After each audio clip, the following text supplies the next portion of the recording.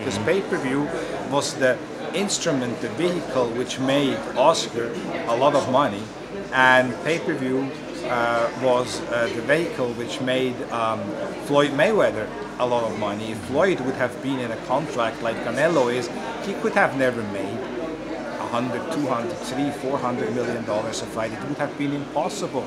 So I am happy for the fighters which are represented by Al Heyman, PBC, or for that matter by Bo Barum at ESPN, because they are going to have the benefit from the upside of becoming a pay-per-view fighter. So I'm actually more excited about pay-per-view than ever, because the number one, there's always a number one pay-per-view star. Let's face it. There was Mike Tyson, and when he retired, nobody is ever going to break those Tyson records. Who came along? Oscar De La Hoya. Oh yeah, Oscar and sure he did. broke those Tyson records. And then when Oscar retired, oh my gosh, it's the end of pay-per-view. Who is ever going to? Then Floyd Mayweather came. And then when Floyd Mayweather retired, who came was Canelo. And now you have the number one pay-per-view star retiring from the pay-per-view platform. Hallelujah! Where can I send the gift basket? Because what that does, it just opens up the pay-per-view business for all these other guys. Who is going to be the next pay-per-view star? Deontay Wilder is definitely going to be one of them. I mean, the guy in his first pay-per-view did as much in revenues as the supposed pay-per-view star from the UK, Anthony Joshua does after, I don't know, 10, 15 fights on pay-per-view. Wilder does his first pay-per-view, and the revenues are the same. Equal, because it's 3 to 1, 4 to 1. Yeah, exactly. It's the same, you know. So to go for somebody to go and proclaim that pay-per-view is dead, it's just a silly thing. It's dead for them and their fighters, and I'm sad for their fighters that they do not have the opportunity of having the benefit of a non-capped upside. And so, and by the way, other sports now, funny enough, let's just talk quickly for a minute about pay-per-view as a delivery platform. You have other sports now discovering pay-per-view, like we just had the Tiger Woods. Phil Mickelson, pay-per-view did like 850,000 homes or so, first time ever. Hey, I mean, there are other sports coming. There's actually another sport, a major sport, talking to me now about not boxing, about getting involved in pay-per-view. So pay-per-view is here to stay. Pay-per-view is as well, you know, you have like Eddie Hearn saying like, pay-per-view prices in the US, 70 bucks and 80 bucks, it's ridiculous and stuff like that. Well, it's not. Because you go to the movies, you know, usually Mark Taffet wants to study, HBO study wants how many people is the average of people watching the pay-per-view. It's about 8 people, I mean 7.5 people, but you can't go with half people. So, you know, you round it up to 8 people. If 8 people go to a movie theater and just forget the parking, forget the popcorns, forget the soft drinks, you know, which is an arm and a leg, but just the movie tickets. Movie ticket now, I was there a day ago, the ArcLight in Pasadena, 16 bucks or 17 bucks. I know. So you have 8 movie tickets, is $150. Hey, you know what? A pay-per-view is half the price. And again, you don't have to pay for parking because you can park in front of your own house. So you know, it's a cheap form of entertainment. And for Eddie to say as well that pay-per-view in the US is dead. I mean, what a moron is this guy?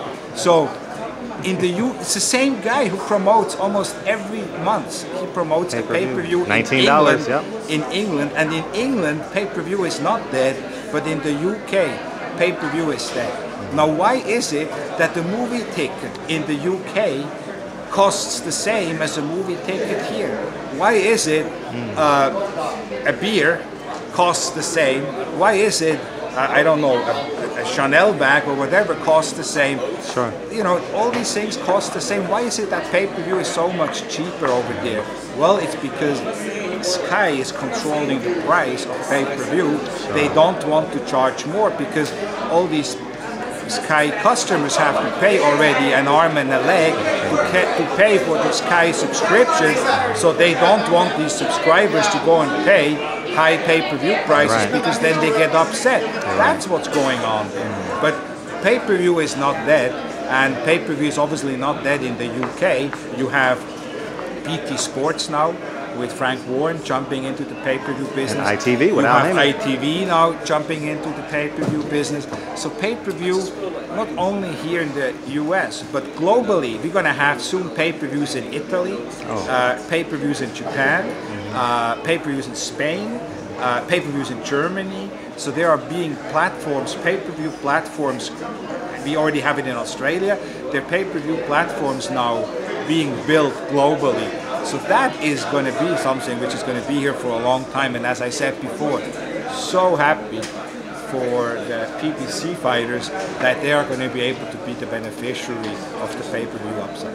And my last question, Dana White says Oscar didn't create Golden Boy. Richard Schaefer created Golden Boy. You already know how I feel about that, but elaborate more on Dana White's comments as it relates to you building up. Well, I'm going to quote him. Oscar was back there sniffing coke while Richard Schaefer was in the boardroom making all the decisions and making all the money for everybody. Well, you look, I mean, I was happy helping Oscar to build up Golden Boy, and we had a great team, and we did a lot of things together. And look, Dana is my friend. We were always friendly. I always, when Dana talked to me about boxing, I encouraged him. I think they have a tremendous organization, so he's my friend. And I saw that ESPN piece. Max Kellerman as well. You know, gave me credit. So they know what I've done. The fighters know it. You guys from the media know it. And you know, you look at the. I wish nothing but the best to Oscar and the team there, because many of those guys I hired, and you know, they are like. They sort of like, you know, they have to do what they have to do over there, and I think they should focus their efforts on building great young fighters rather than getting involved in. I mean, for Oscar to call out Dana White for a fist fight, I mean, come on, that's childish. Or to get you know, for I think his official title as Oscar's his chairman and CEO of Golden Boy, for a person of that caliber to do like these silly Twitter wars with Floyd Mayweather and so on. Just let it go, you know, focus on your business, keep building Golden Boy, and don't get like, you know, just let it go. And I think he should focus on boxing and not on mixed martial arts, because, you know, why? I mean, you have your hands full with boxing. Focus on building up those fighters you have, and you know, that's what I would do. Do you think Oscar's demons gonna catch up with him?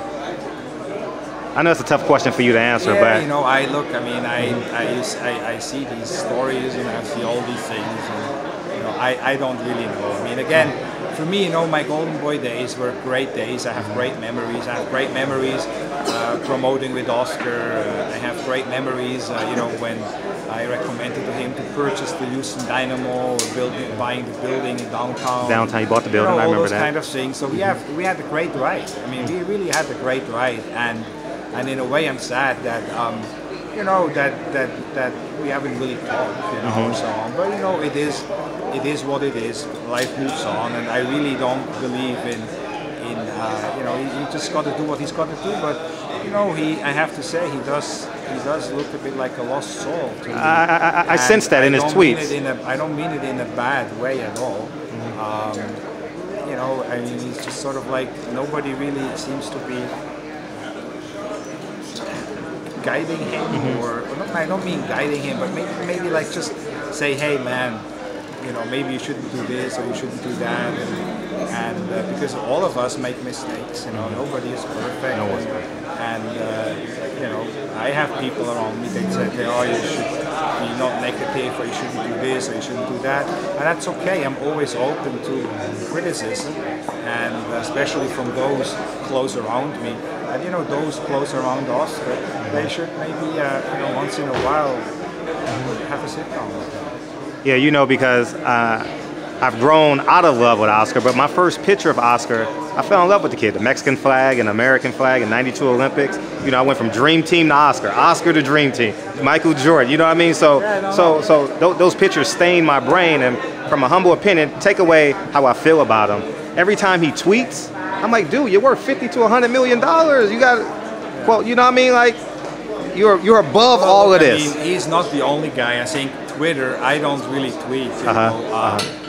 But you know, some people have a problem with Twitter, and you know, I mean, there are other. I'm just not going to say any names because I get in trouble. But there are even some politicians in the United States, which maybe should have more of a filter when it comes to tweeting. So Twitter, it can be a dangerous tool. Absolutely. You know, if it's in the hands of the wrong people who cannot control their emotions, and that's a dangerous thing, and I think that's what Oscar has sometimes. You know? But again, I wish him nothing but the best. And, we don't want the train to wreck, for sure. No, definitely don't want the train to wreck. I don't want to suddenly wake up and hear something bad or so, because you know, believe it or not, you know, I really have no ill will towards him. I'm sometimes a bit saddened to see what happens. Like, you know, some of the comments, like you mentioned, pay-per-view is not.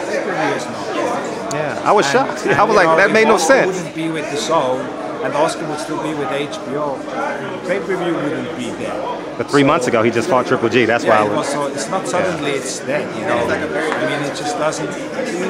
You cannot make statements like that. You know, which are so transparent that they're just, you know, that they're just like advancing your own agenda.